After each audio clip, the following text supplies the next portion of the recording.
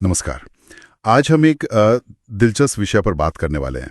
नर्मदापुरम में जिला कांग्रेस अध्यक्ष का चुनाव कैसे हो रहा है, उस प्रक्रिया पर। हमारे पास एक हालिया खबर है, सिवनी मालवा में एक मीटिंग हुई थी। जी बिल्कुल। ये नियुक्तियां खासकर चुनावों के नजदीक काफी अहम हो जाती हैं। तो हुआ यूं कि शुक्रवार को सिवनी मालवा के एक होटल में कांग्रेस कार्यकर्ताओं को बुलाया गया। अच्छा। मकसद था कि भाई अगले जिला अध्यक्ष के लिए किसकी तरफ झुकाव है, किसकी क्या राय है, ये पता चले। यानी एक तरह से रायशुमारी की कोशिश। हाँ, और इस पूरी प्रक्रिया पर नजर रखने के लिए अखिल भारतीय कांग्रेस कमेटी मतलब एआईसीसी के पर्यवेक्षक भी आए थे। जी, ये तो स्टैंडर्ड प्रक्रिया है बड़े संगठनात्मक चुनावों में। कौन थे पर्यवेक्षक? इसमें डॉक्टर अजय कुमार थे, अवधेश सिसोदिया और भूपेंद्र मुहासा। ये दिल्ली से भेजे गए थे। अच्छा। और उन्होंने एक थोड़ा अलग तरीका अपनाया। कार्यकर्ताओं से अकेले में मिले, बंद कमरे में एक एक करके सबसे बात की है, या शायद कोई गुटबाजी है उसे सीधे समझना चाहता हो, जो शायद सबके सामने बैठक में पता न चले। एक तरह से अनफिल्टर्ड फीडबैक लेने की कोशिश। ये बात तो सही है, पर क्या इससे ये पक्का हो जाता है कि फैसला सिर्फ कार्यकर्ताओं की पसंद का ही होगा, या फिर मतलब पर्यवेक्षकों की अपनी समझ या ऊपर से मिले निर्देश वो भी भूमिका निभाते होंगे? देखिए, दावा तो यही किया जाता है कि कार्यकर्ताओं की आवाज सुनी जा रही है, और जैसे डॉक्टर अजय कुमार ने कहा भी है कि सुझावों के आधार पर ही फैसला होगा। लेकिन हाँ, व्यवहार में अक्सर कई चीजों का संतुलन साधना पड़ता है। अनुभव, वरिष्ठता और हाँ, आला कमान के साथ समीकरण, ये सब चीजें भी आ जाती हैं। पारदर्शिता का दावा कितना खरा उतरता है, ये तो खैर नतीजा आने पर ही पता चलेगा। और दावेदारों की बात करें तो संख्या भी कम नहीं है।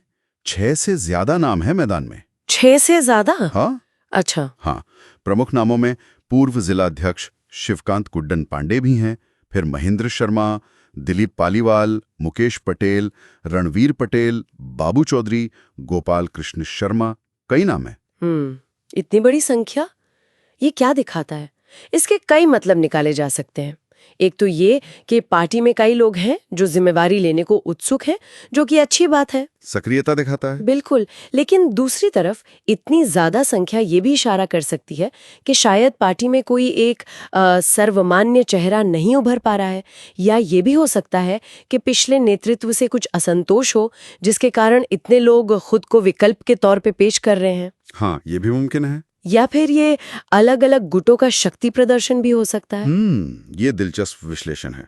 अच्छा, पर्यवेक्षक डॉक्टर अजय कुमार ने कहा है कि जुलाई में नाम की घोषणा हो जाएगी। जी, यानी ज्यादा वक्त नहीं लेंगे वो। हाँ, सुझावों के आधार पर, ऐसा उनका कहना है।